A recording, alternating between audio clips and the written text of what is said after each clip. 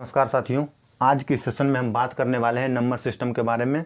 तो आइए देखते हैं कि नंबर सिस्टम का किस प्रकार यूज़ है हमारे कुछ क्वेश्चन में। तो आइए देखते हैं नंबर सिस्टम क्या है।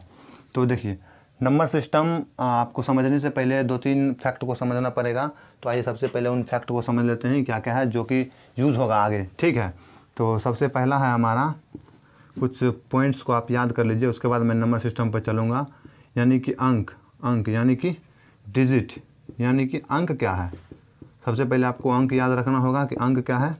उसके बाद आपको प्राकृत संख्या याद रखना होगा, प्राकृत संख्या यानी कि नेचुरल नंबर्स। उसके बाद आपको एक पॉइंट और, होल नंबर यानी कि पूर्ण संख्या। इन तीनों चीज़ों को आप पहले सीख लीजिए, उसके बाद मैं नंबर सिस्टम में थोड़ा आगे बढ़ूँगा। तो देखिए, सबसे पहला है अंक। अंक किसे कहते हैं, तो आप सीधा सीधा याद रखिए कि 0, 1, 2, 3, 4, 5, 6, 7, 8, 9 इन सभी को अंक कहा जाता है। आप इसे याद रखिए कि 0, 1, 2, 3 यानी कि 0 से लेकर 9 तक के चिन्ह को अंक कहा जाता है। उसके बाद यह है क्या, प्राकृत संख्या यानी कि नेचुरल नंबर, यानी कि जिन संख्याओं का हमें अस्तित्व पता नहीं है, यानी कि बोलचाल की भाषा में ही मिल गया, यानी कि करते करते लोगों का विकास होते होते इन सभी नंबर्स का यूज़ हो गया, यानी कि प्राकृत संख्या जो कि भगवान के द्वारा मान सकते हैं, इसे नेचुरल दिया गया हो। जैसे नेचुरल संख्या कैसे, हम किसी संख्या को गिन सकते हैं क्या, जैसे कोई सामान है, 1 है, 2 है, 5 है, 10 है या 15, 20 जो भी हो। हम ऐसा तो नहीं करते कि कभी या 0 सामान है या इस टाइप का। तो यानी कि जिस संख्या को हम गिन सकते हैं, यानी 1, 2, 3, 4 और आगे भी होगा। उसके बाद ये आता है होल, पूर्ण संख्या यानी कि होल नंबर्स। अब होल नंबर्स में सिर्फ याद रखिए कि अगर हम इस प्राकृत संख्या में सिर्फ और सिर्फ 0 मिला देंगे, यानी कि 0, अगर 0 इसमें मिक्स हो गया तो ये क्या हो जाएगा, ये हो जाएगा पूर्ण संख्या। तो आइए, ये सिर्फ बेसिक था। अब हम समझते हैं नंबर सिस्टम के थोड़ा एडवांस लेवल, जो कि परिभाषिक तौर पर आपको याद रहना भी ज़रूरी रहेगा और यूज़ भी होगा। तो आइए, दरअसल वास्तव में नंबर सिस्टम को 2 भागों में बांटा गया है, यानी कि नंबर्स को, वास्तव में नंबर्स को 2 भागों में बांटा गया, यानी कि संख्या, नंबर्स यानी संख्या, यानी कि नंबर्स को वास्तव में 2 भागों में बांटा गया है। तो कौन कौन सा है दोनों भाग, तो पहला भाग हमारा है रियल नंबर। रियल नंबर यानी कि वास्तविक संख्या। रियल नंबर मीन्स वास्तविक संख्या। और दूसरा है हमारा इमेजिनरी नंबर,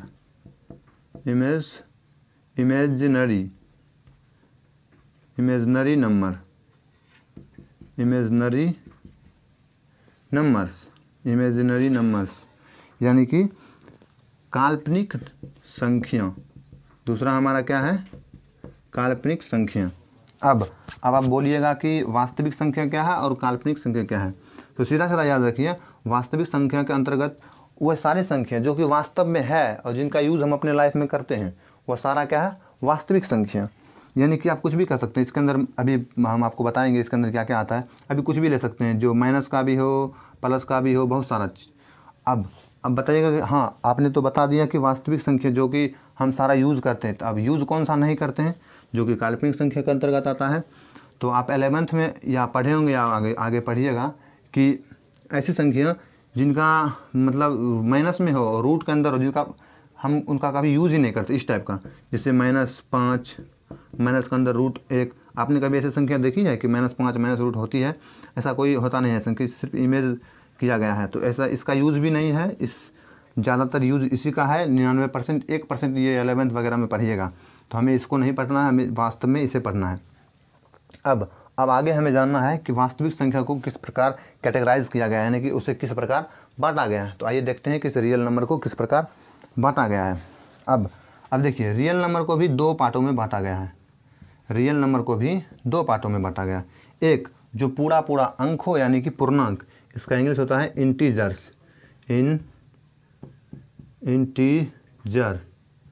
इंटीजर इसका इंग्लिश होता है इंटीजर्स। और इसका डेसिमल, इंटीजर्स यानी कि पूर्णांक, डेसिमल यानी कि दशमलव।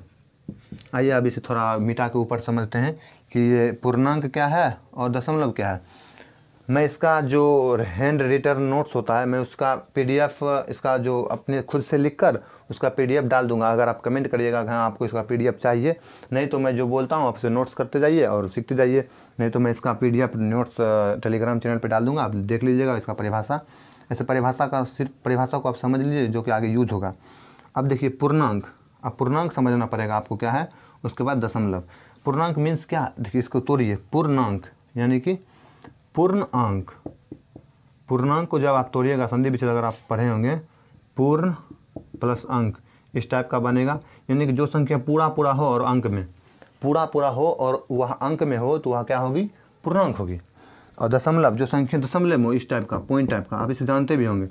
आइए अब समझते हैं पूर्णांक को किस प्रकार से कैटेगराइज किया गया है। देखिए अब इंटीजर्स यानी कि पूर्णांक, अब पूर्णांक को भी बांटा गया है। पूर्णांक को किस प्रकार बांटा गया है, वास्तव में पूर्णांक को 4 तरीके से बांटा गया है, लेकिन आपको इस तरह याद रखना होगा। पहला होता है, पहला टाइप में ए के फर्स्ट में आप इसे सम विषम में बांट सकते हैं, सम और विषम में। और पूर्णांक के दूसरे बी टाइप में आप इसे भाज्य और अभाज्य में बांट सकते हैं, भाज्य और अभाज्य में। अब समझते हैं कि सम संख्या क्या है, विषम संख्या क्या है, भाज्य संख्या क्या है, अभाज्य संख्या क्या है।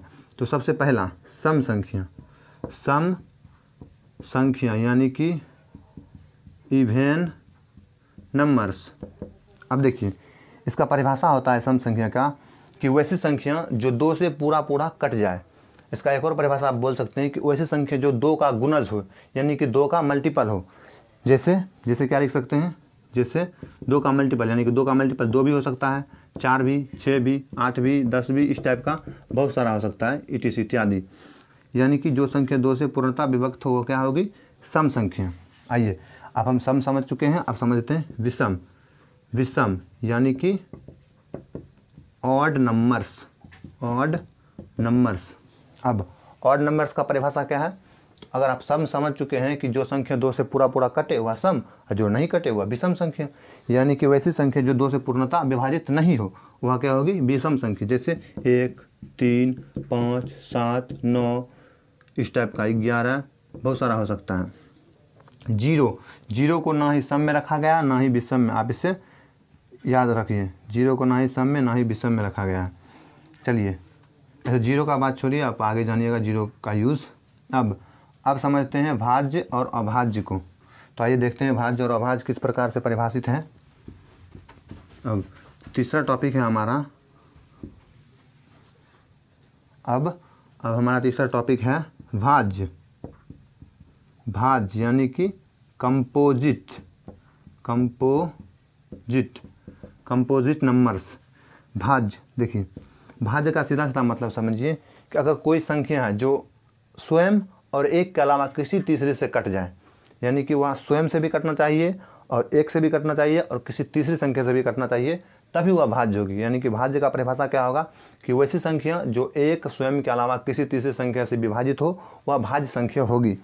यानी कि वैसी संख्या जो एक स्वयं के अलावा अन्य तीसरी से विभाजित हो, अन्य तीसरी से विभाजित हो।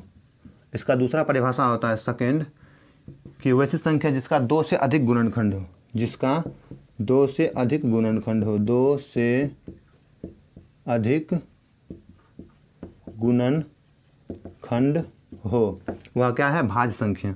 अब आप बताइए, जैसे 2, 3, 4, 5, 6 इतने में बताइए आप भाज्य कौन सा है और अभाज्य कौन सा होगा। तो आप इसे चूज़ कर रहे होंगे। जिनका भी ये है 2, उनका गलत है। 2 भाज्य संख्या नहीं है। मैंने आपको परिभाषा में क्या बताया कि जो एक स्वयं के अलावा किसी तीसरी से विभाजित हो। तो बताइए क्या 2 एक और स्वयं के अलावा किसी तीसरे से विभाजित है? नहीं। 2 तो सिर्फ एक से विभाजित है और 2 से विभाजित है, इसके अलावा तीसरी संख्या से इसमें विभाजित है ही नहीं। तो 3 है क्या? 3 भी नहीं है। 3 भी सिर्फ 1 और 3 के अलावा। हाँ, सबसे छोटी अभाज्य संख्या क्या होगी? 4। यानी कि एग्जाम्पल के तौर पर आप लिख सकते हैं 4, 6, 8, 10 और बहुत सारा हो सकता है। यानी कि इसका एग्जाम्पल सबसे छोटी भाज्य संख्या क्या होगी, 4 होगी। चलिए अब समझते हैं अभाज्य संख्या। ये सिर्फ बेसिक है, मैं इसका भी टॉपिक पर जहाँ से भी क्वेश्चन फंसता है मैं उनका क्वेश्चन भी कराऊंगा और आप बताइएगा कैसा लगता है। अब इसे बेसिक समझिए जो कि यूज होगा आगे। अब है अभाज्य यानी कि प्राइम नंबर्स। प्राइम नंबर्स, अब देखिए भाज्य का परिभाषा हमने बताया, जो एक स्वयं के अलावा किसी तीसरे से विभाजित हो तो इसका विभाजित नहीं हो, यानी कि विभाजित नहीं हो, वह क्या होगी, अभाज्य संख्या। जैसे मैं आप सबसे छोटी अभाज्य संख्या क्या लिख सकते हैं, 2 सम है, सम रहते हुए भी यह अभाज्य संख्या है, 2, 3, 5, 7।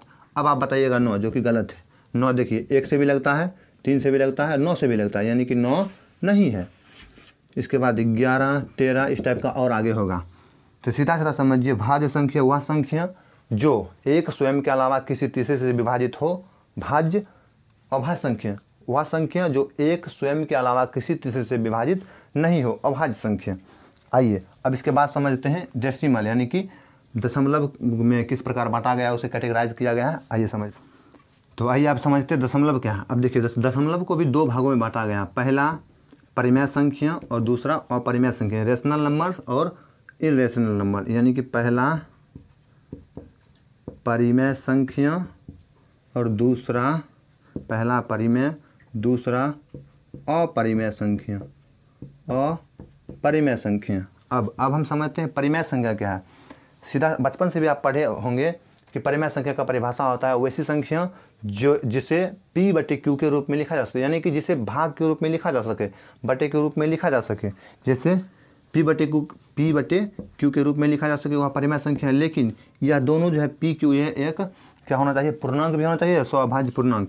और Q के जगह पे कभी भी 0 नहीं होना चाहिए, यानी कि नीचे कभी भी 0 नहीं आना चाहिए। वह सारी संख्या क्या होगी, परिमेय संख्या। जैसे आप कह सकते हैं 1 भी कर सकते हैं, 5 भी कर सकते हैं, 4/3 भी कर सकते हैं, 7/8 भी कर सकते हैं, इस टाइप का इत्यादि। अब उसके बाद आता है अपरिमेय संख्या, जिसे आप P/Q के रूप में नहीं लिख सकते हैं, यानी कि P/Q के रूप में नहीं लिख सकते हैं। जैसे 5/0 नीचे आ गया 0, तो ये अपरिमेय संख्या। इस टाइप का पाई का मान, पाई अगर हो तो वह होगा अपरिमेय, लेकिन पाई का मान जो होता है 22/7 ये परिमेय होता है। आप इसे याद रखिएगा, ये फैक्ट। उसके बाद इसके अंतर्गत आता है log e हाँ इत्यादि। तो परिमेय और अपरिमेय। अब देखिए परिमेय का अंतर्गत भी 2 टाइप का बनता है। पहला, जैसे देखिए अगर लिखा गया है 5/4, जब इसे आप भाग दीजिएगा तो ये होगा 5 एकम 5, फिर 1, फिर 4 एकम 4 1, फिर 4 दूनी 8, फिर 2, 4 5 20। ये पूर्णता कट गया और एक होता है 1/3। तो ये क्या होगा, ये होगा आपका 0.3333 डॉट नहीं रुकेगा। यानी कि इसमें भी होता है 2 टाइप का, एक शांत दशमलव, एक अशांत दशमलव। ये दोनों शांत और अशांत दोनों इस परिमेय के अंतर्गत आता है। अब एक और आता है जो कि इस टाइप का, जो कि अशांत भी है और रिपीटेड नहीं है। अगर रिपीटेड हो तो वह परिमेय होगा, रिपीटेड नहीं हो तो वह अपरिमेय होगा। जैसे आपको एग्जांपल, जैसे रूट 2 का जब वैल्यू निकालेगा तो आएगा 1.1442 इस टाइप का, फिर आएगा 43 डॉट आगे बढ़ते रहेगा। रिपीटेड नहीं है, ये सारा अपरिमेय। जिसका रूट से बाहर मान नहीं निकलता हो वह अपरिमेय। रूट 7, रूट 5, जैसे अब रूट 4 नहीं बोलिएगा क्योंकि रूट 4 का मान 2 निकलता है, इस टाइप का और एग्जाम्पल होगा। तो ये सिर्फ बेसिक था, तो आप इसे अच्छे से याद कर लीजिए और मैं इसका नोट्स लिखकर टेलीग्राम चैनल पे डाल दूंगा, आप देख लीजिएगा। मेरा टेलीग्राम चैनल है, इसका नाम है, जो यूट्यूब चैनल का नाम है वही टेलीग्राम चैनल का भी नाम है, यानी कि सरकारी स्कूल, ये टेलीग्राम चैनल का नाम है। आप उस पर जाइए और मैं इसका PDF अपलोड कर दूंगा। अगर आप कमेंट करिएगा तभी आप सीखिए, बस मुझे सिखाना है, आप सीखिए और बताइएगा कि हाँ कैसा लगा ये वीडियो, अगर सच में सीख पाए होंगे तो चलिए मिलते हैं अब नेक्स्ट वीडियो में। इससे आगे मैं नेक्स्ट वीडियो में बनाऊंगा जो कि आपके लिए लाभदायक होगा।